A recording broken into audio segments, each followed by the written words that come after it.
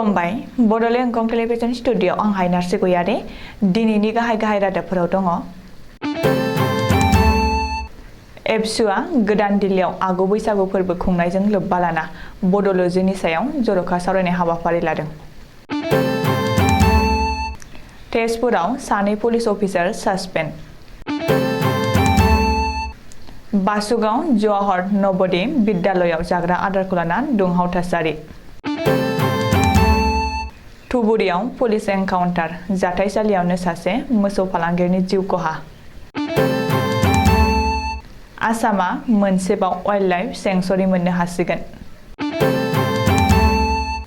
बोसोरनै उनाव दादगारिनि भारत भुटान गेटखौ बेखेवफिनबाय। इमरान खाना गाहाय मन्थ्रिनि मासिखौ हगारनांबाय। पाकिस्तान नेशनेल एसेम्ब्लिनि फ्ल'र टेस्टआव गाज्रि जेनदों। दानिया फैदो आबुं रादाबाव।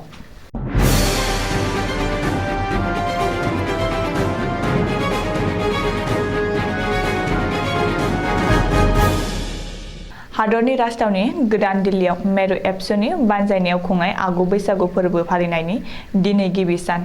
गोदान दिल्लीनि राजघाटआव थानाय गान्धी हिन्दुस्तानी साहित्य सभा अडिट'रियाम हलाव दिनैनिफ्राय एबसुआ साननैनि हाबाफारि लाना आगु बैसागु फोरबो खुंदों।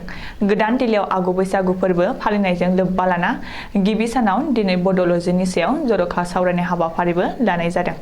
बे हाबाफारियाव मेरु एबसु आफादगिरि गाहाय नेहाथारिजों लोगोसे दैदेनगिरि सोद्रोमाफोर गुबुन गुबुन जिल्ला आरो दख'रानिफ्राय बाहागो लाहोनाय एबसुनि थान्दै आरो हारिमुआरि हानजाफोरजों लोगोसे बिटिसिनि गाहाय प्रमद बर', बिटिसिनि माखासे इएम आरो एमसिएलएफोर, बिकेडब्लिउएसिनि लेङाइ गाहाय रमिय' नार्जारि, आसाम सोरखारनि केबिनेट मन्थ्रि उरखावगोरा ब्रह्म, रायजो सभानि एमपि रोनगोरा नार्जारि, बर' थुनलाइ आफादनि आफादगिरि धरेन बर', गुबुन गुबुन आफादनि दैदेनगिरिफोर आरो हांख्रायजानाय माखासे आलासिफोरा बाहागो लायो। मिथिनो हानाय बादिब्ला बड'लजिनि सायाव जर'खा सावरायनाय हाबाफारियाव बर' हारिनि गुबुन गुबुन बिथिंनि जेंना जेंगोना आरो बेफोरखौ सुस्रांनाय आरो बर' हारिनि थांनाय थैनायनि बागै गुवारै सावरायनाय जायो। सनितपुर जिल्लानि तेजपुराव सानै पुलिस अफिसार सासपेन्ड। गावनि डिउटि मावनायाव लेहेमिया खालामनायनि थाखाय तेजपुराव सानै पुलिस अफिसारखौ साख्रिनिफ्राय सासपेन्ड खालामदों।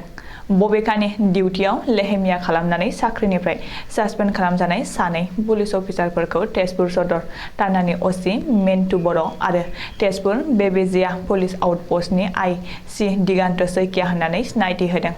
मिथिनो हानाय बादिब्ला सिनाय मोनै सिखावफोरा देखारगाव मटर्स वार्कशपनिफ्राय गंसेनि बोलेर' पिकआप गारि डाकाति खालामनायनि समाव गावसोरनि डिउटिखौ लेहेमिया खालामनायनि थाखाय असि मेन्टु बर' आरो आइ.सि. दिगान्त सैकियाखौ साख्रिनिफ्राय होख्लायनाय जादों। आसाम पुलिस हेड क्वार्टाराव सानै पुलिस अफिसारखौ साख्रिनिफ्राय होख्लायदों। मख'नो गोनांदि थांनाय बिस्तिबारखालिनि हराव देखारगावआव जादोंमोन रायजोनाङै सोमोनांनाय बे डाकाति जाथाया। केस वार्कशपनिफ्रायनो गंसेनि बोलेर' पिकआप गारिखौ सिखावफोरा लांनानै थांदोंमोन। चिरां जिल्लानि बासुगाव रनसायथामाव थानाय जवाहर नवोदय बिद्यालयआव जाग्रा आदारखौ लानानै दुंहाव थासारि सोमजिदों। जवाहर नवोदय बिद्यालय फरायसालिनि ओंखाम संग्रायाव जादों बे जाथाया।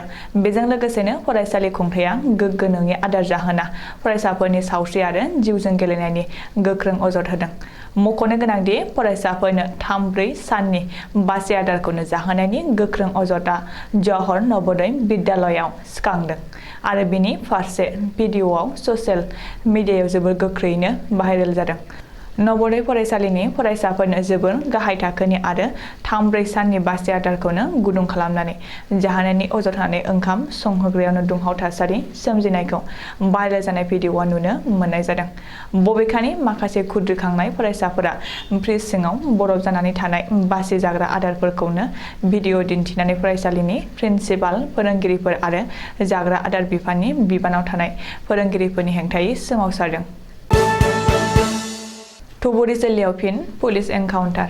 दिनै फुङाव धुबुरी जिल्ला बिलासिपारा महकुमानि बेन्दोङाव थानाय सप्तग्रामाव सुरां मोसौ फालांगिरि आरो पुलिसनि गेजेराव मोगा-मोगि गावलायनाय जायो।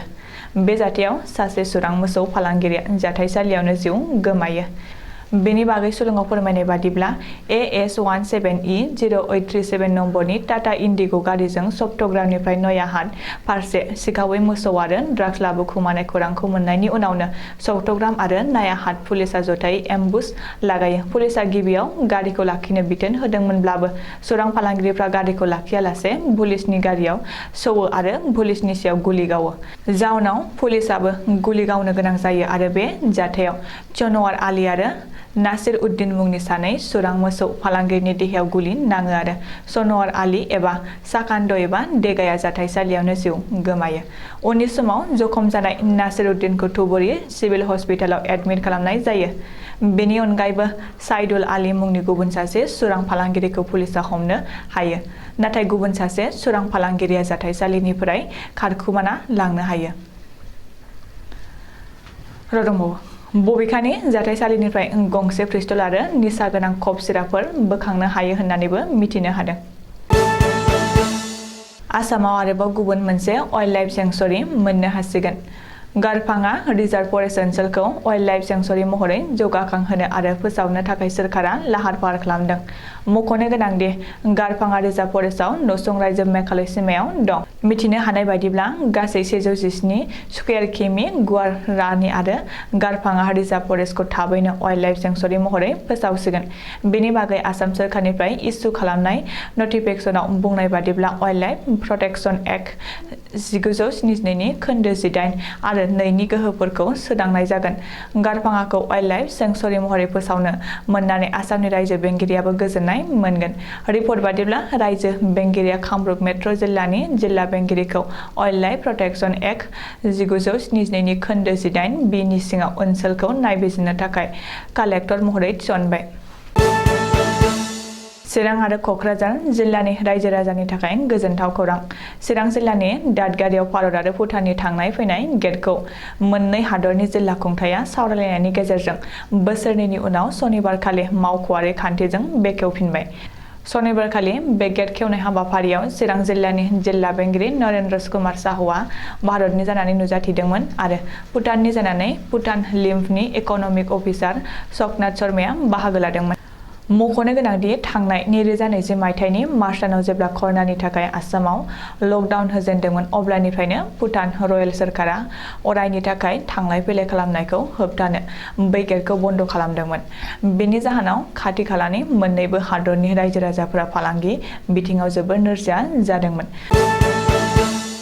पाकिस्ताननि गाहाय मन्थ्रिनि मासियाव जिरायनाय क्रिकेटार इमरान खानआ सनिबारखालि मोनायाव पाकिस्तान नेशनेल एसेम्बलिनि फ्ल'र टेस्टआव गाज्रि जेननानै गाहाय मन्थ्रिनि मासिखौ हगारनांबाय।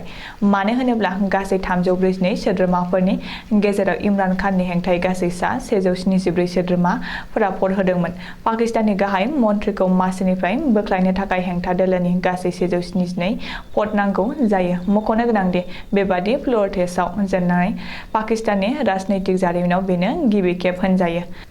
मानो होनोब्ला बेनि सिगाङाव सानै गाहाय मन्थ्रि फारियै बेनाजिर भुट्ट' आरो शौकत आजीजमोनहाबो न' कनफिडेन्स मसन लाबोजादोंमोन। बेनाजिर भुट्ट'आ नाथाय बै समनि फ्ल'र टेस्टआव गासै 342 नि गेजेराव 201 भट मोननो हाफिनदोंमोन। बेनि अनगायैबो शौकत आजीजआबो 125 भट मोनफिननानै फ्ल'र टेस्टआव देरहाफिनदोंमोन।